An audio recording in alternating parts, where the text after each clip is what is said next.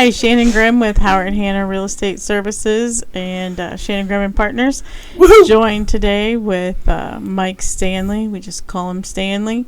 Denisse Martinez is with us, and then we have Slavi Jordanov with us. Today we're just going to.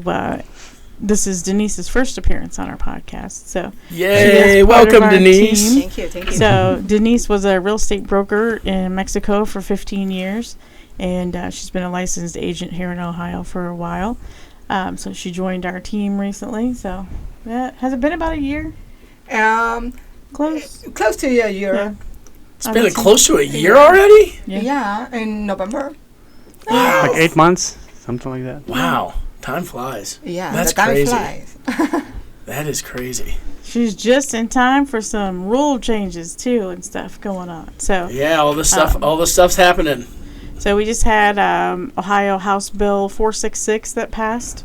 So with the passing of Ohio House Bill 466, it puts everyone in the state of Ohio on the same playing field, whether or not you're designated a realtor or a real estate agent. So a lot of people don't understand that the word realtor is actually a registered trademark from the National Association of Realtors, saying that we belong to that national trade organization, which happens to be the largest political PAC in the country.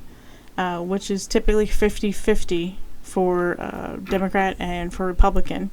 A lot of people don't realize that either. But as the largest pact, the one way to try to affect that pact is to try to tear it apart. So that's what the NAR lawsuit was trying to do. So, good times. So, brought on by our Department of Justice. Brought on by the DOJ and brought on by a lot of, I wouldn't say false information, but it was just misunderstanding, really. Misunderstanding. That's the biggest thing is... Even from the highest office in the country. I know, and it's disappointing that we literally cannot collude over commissions. It's always been negotiable. Where the commission goes is always talked about as part of our contracts. And, whether you're paying someone 6%, 5%, 4%, if they're giving some of that to a buyer's agent to entice... That was also disclosed. That was also disclosed. And if you're giving that to the buyer's agent to bring buyers to the home, to then help market the home, help sell the home, and help a buyer get in the home, you're doing your seller a service by doing that. Correct. And so I just always was confused why a seller, after the fact, would get mad about that when you got your home in contract for the best price possible with the best buyer possible because of that situation. Right. And now, if you were a seller, I don't know what the time frame is, but now you can get your cut of the lawsuits. You should be entitled to around $10. So after the attorneys get all their money, you get $10. So I hope you find the future headaches worth it. So what it essentially changed was the way listings were done before is on our listing agreement. It said, okay, the total commission being paid to the listing brokerage is X. And out of that listing commission, the listing brokerage is agreeing to pay the buyer's brokerage Y in order to attract a buyer, since a buyer cannot finance in the commission to their closing costs or anything like that. They can't put it into the loan. So, and there's only so many concessions that a buyer can ask for from a seller, so we also have to be cognizant of that. So, and this all came about when buyer's agency came about back in 1996. So I feel like we've taken a step back to 1995. There's going to be a lot more lawsuits and all kinds of fun things. If things don't continue to be fairly normal, where a buyer gets to be represented and the seller is represented too. So if you have a lot more dual agency, I feel like there's going to be a lot more buyers and sellers that are getting into lawsuits because they're not going to agree with how things are done because they're going to have the same agent representing both. So it's a slippery slope to go down. And for people to say that if we're not getting paid, your houses are going to be affordable, is total misinformation and total falsehood, because that rules out the first thing in business, which is supply and demand. So supply and demand is what drives the market and drives the pricing. And for that person not to understand that, it's shocking and just boggles my mind. So, well, and it's easy to see just over the course of home ownership, buying and selling, when you're on the buy-in, traditionally you weren't paying a commission. Mm-hmm. When you're on the sell-in, you're paying a commission. If you have multiple real estate transactions over the course of your lifetime, you are going to be even. It's going to be net even because you're paying when you're listing, you're not when you're buying, is how it has traditionally been. And because of that, buyers have a little bit more power, especially if it's a first-time home buyer, someone moving to the area that doesn't have excess cash. And it always made so much sense to help get a buyer into a home and help get your home the best value you could. Now you've eliminated that. So the people who have bought and sold a bunch of times and don't have to do it anymore now kind of have a leg up because now, hey, if I go to sell my house, I don't need to buy another one or whatever the case may be. I've gone through all that, but now I get to reap the benefits if I want to. But and again, the benefit of that is that you can cut your buyer pool down by 75%. Oh, easily 75%. So that's the benefit that sellers are going to reap from this, is that 75% of people will not be able to afford to come see your house because they're not going to be able to pay commission. They're not going to be able to pay the closing costs and the down payment with everything. So all that will have to come out of the buyer's pocket now. So smart sellers will still offer commission to a buyer's agent, but what has changed with House Bill 466 and the lawsuits with the NAR is that we can no longer put that in the MLS. So an agent can call us and ask us if our buyer is willing to cooperate or not, but we can no longer put that in the MLS. The MLS was guaranteed compensation. So if it was listed in the MLS and you wrote an offer, then you were automatically entitled to the compensation that was listed in the MLS by the listing agent because that's what they were offering. And a lot of sellers thought that that compensation that they were offering to the buyer's agent was to negotiate against them. But the listing agent and the buyer's agent worked independently for each client. It wasn't to pay someone to negotiate against them. It was to attract someone to their home because they could afford to now buy it. So it's kind of I don't know. Those of us who are in the industry understand it a lot more, but just all the misinformation that's out there to the general public, and the general public also thinks that, for one, we have time to learn how to golf, and that we roll around in money. If we rolled around in money, I wouldn't be here, but it's not the case. So most of us don't do this because we think we're going to get rich quick. We know that it's not a get rich quick. And those that are in the industry that refer to this as their side hustle make me want to vomit. So we do this full time. It is a lifestyle. It is not a career. We are dedicated to our buyers and to our sellers to get them the best deal we can possibly get them. And we will continue to do that for either side. Unfortunately, we cannot work for free. So we do put in a lot of hours that people don't even know we put in. We deal with a lot of stuff that people have no idea that we deal with. We deal with being the peacemaker.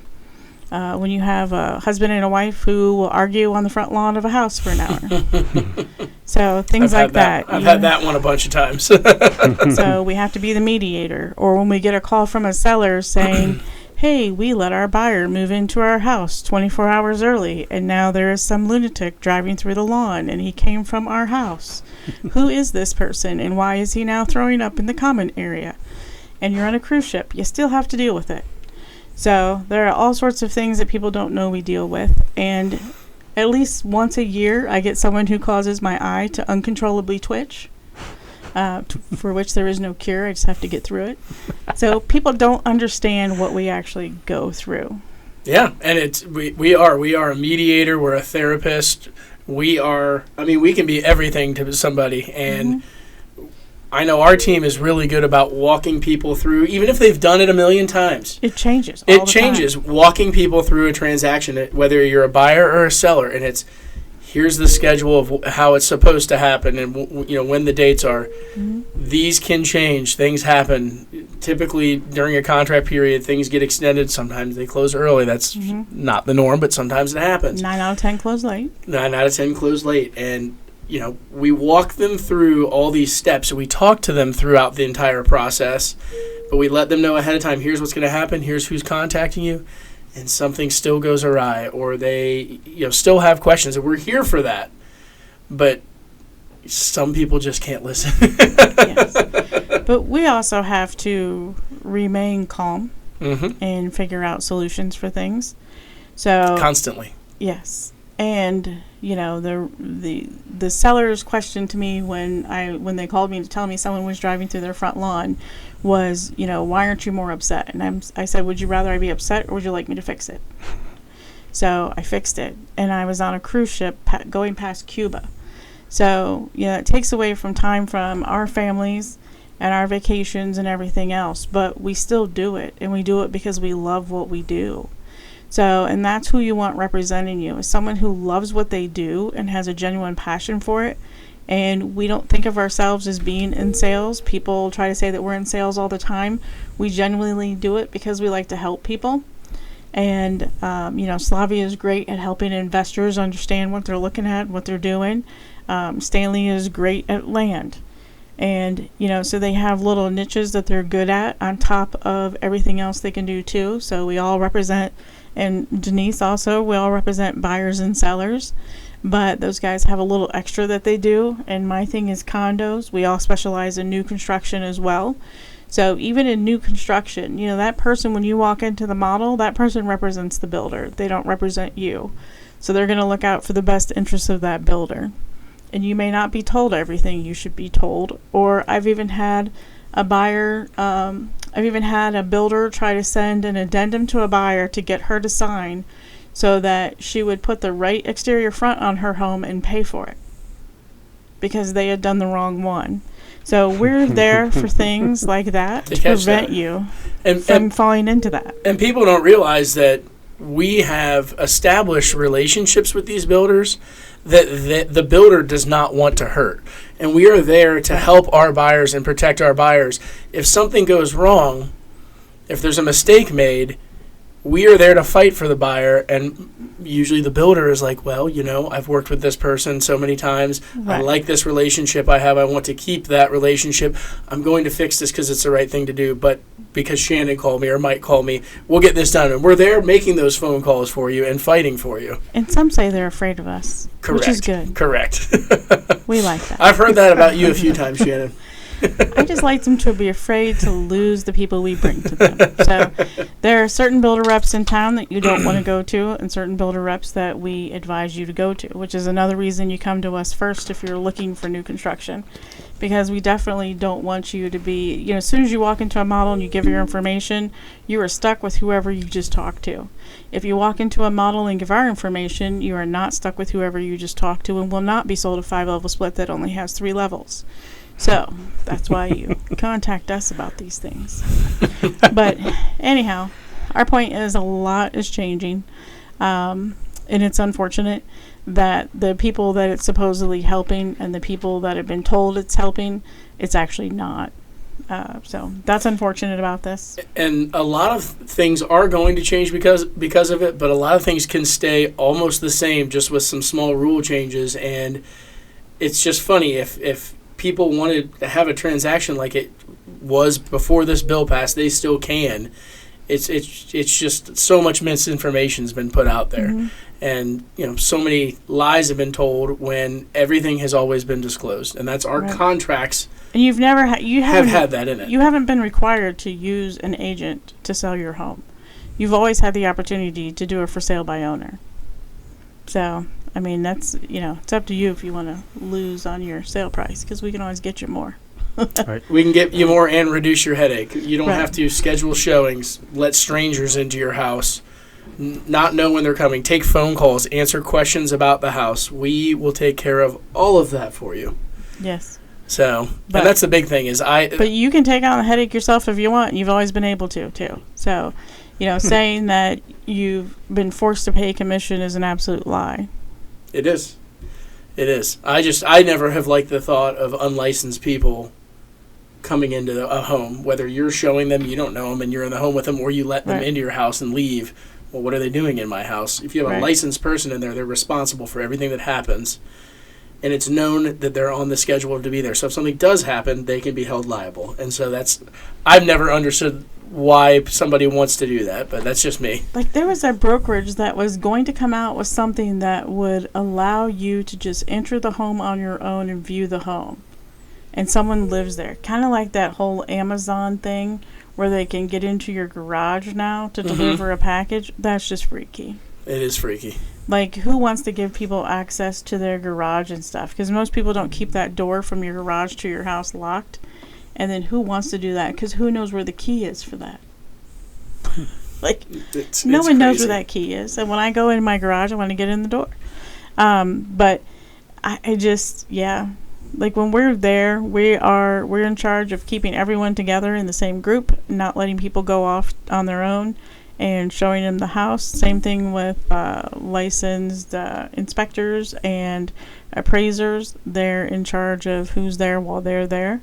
And I kind of like knowing that someone who has some sort of license is looking out for my house when I'm not in it. So I agree. Right. But we are still going to continue to do what we do, and we will still continue to represent people the best way we can. And not much changes for us, except you will start to see commission listed in the purchase agreement.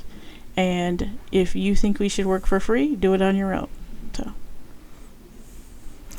Yeah, it's funny. We can't put it in the MLS anymore, but we can call the agent, ask for it right after we look at the MLS. What's the difference? Or we can just put 3% in every time, which who does that hurt? That hurts the seller. It does. So, just we can interesting. put 4% in every time if we want. So, I guess it'll depend on... 10%. Yes. Hey, I had a seller tell me once I was worth 10%. I believe it. Yeah. I know some of the headache transactions we've gone through, and whether it be our client or buyer or seller, whether it's our client or another client, headache transactions happen, and I'd say a good chunk of them realize how much of a pain it's been, and they will go out of their way to thank you. And I've had some say you're worth more than what you were paid, and I know you have too, and we all have. It's so nice to hear that, and then it's nice to see these people come back to you when they're ready to list or buy another house. Right. And so that's the greatest compliment we can get. It really is.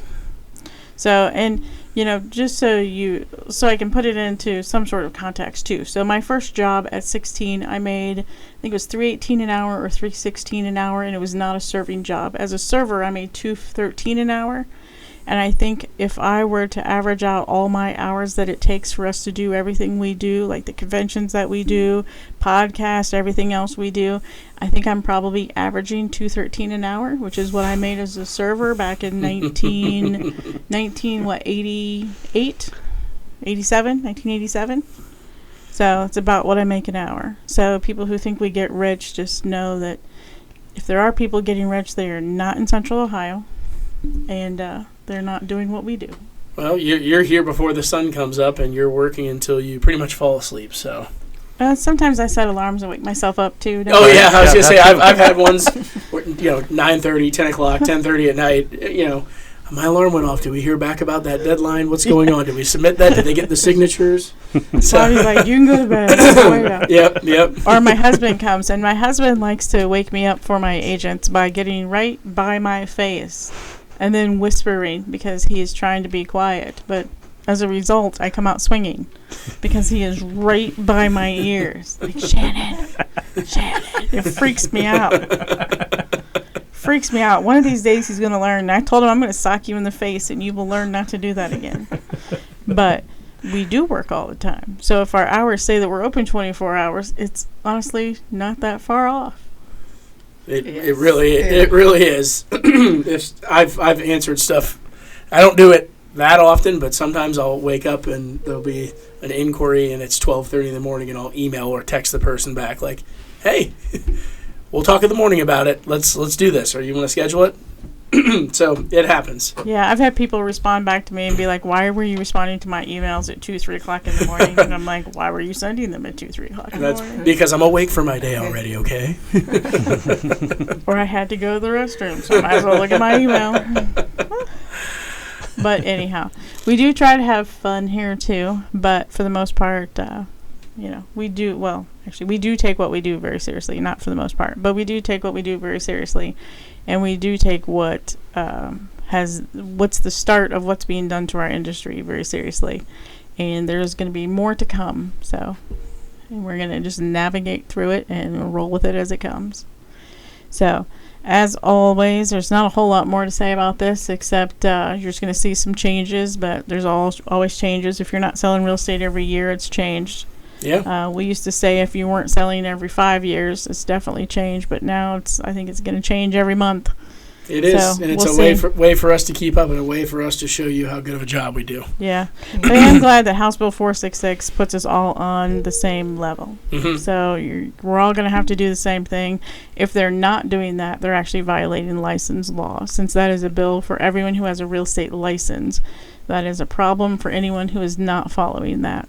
So they don't have to be designated as a realtor and be in our little club. They can just be a real estate agent and they're still not following things. And personally, I'd rather work with someone who I knew was doing the right thing, which we always will do the right thing. So, by our customers and each other. So, anyhow, thanks for listening to us as always. I kind of feel like Debbie Downer today, but it is what it is. So, as always, thanks for listening. Make sure to follow, like, subscribe. Comment and hit that notification bell. Thank you. At Shannon Grimm Realtor. Oh, yeah. And it's 614 Real Estate Nerds. Good we Lord, got a new woman. sign. Yay. Yay, the sign. Woo-hoo.